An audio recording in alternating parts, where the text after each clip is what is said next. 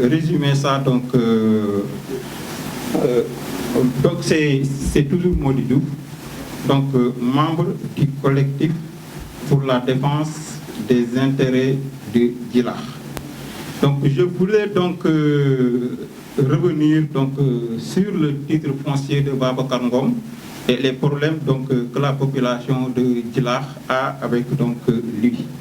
Donc sur ça, je voulais donc vraiment apporter un démenti formel sur les propos fallacieux faisant croire que la population de Djilakh a adopté, a accepté le projet de Babacar Ngom.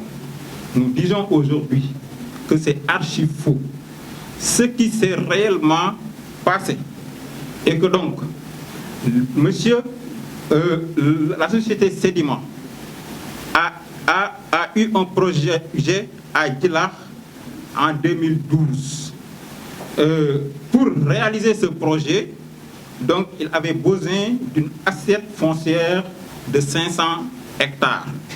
Discutant donc avec les autorités de la communauté rurale de Sindia à l'époque, les autorités lui ont dit que cette assiette foncière-là n'est pas disponible. Mais quand même, on peut vous allouer 300 hectares.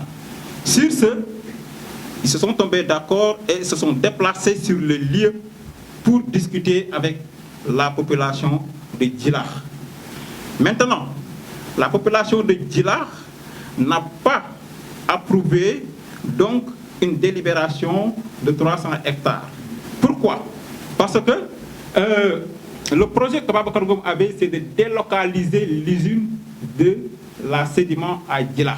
Et la population a jugé que vraiment délocaliser une usine, donner à quelqu'un donc une assiette foncière de 300 hectares pour seulement délocaliser une usine, c'est vraiment une aberration. Donc la population a dit niet.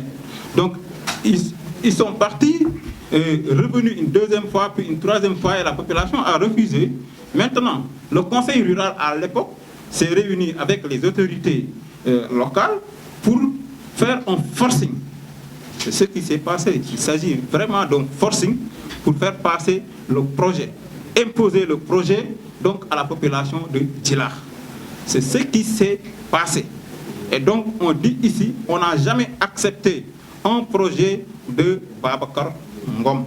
Donc on avait vraiment refusé et catégoriquement refusé.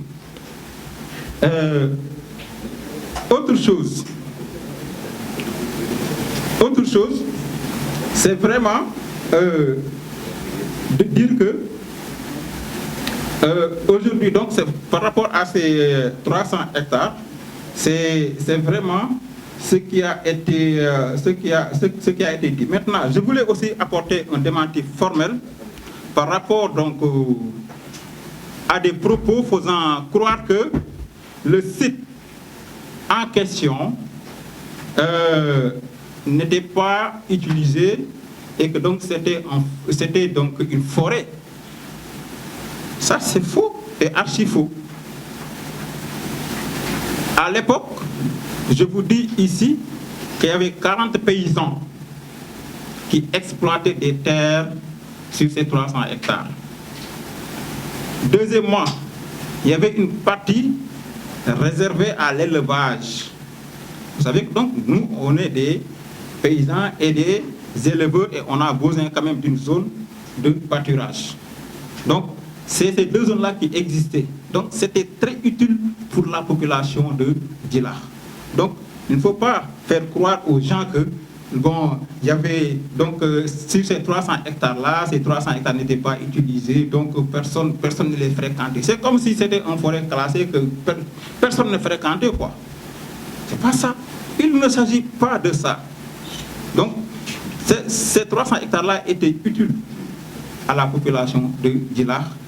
Malheureusement, un prédateur foncier est venu.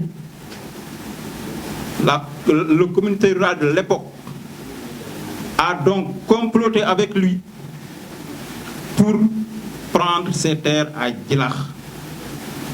Donc, sur ce point, C'est ces éclaircissements que je voulais apporter et je vous remercie.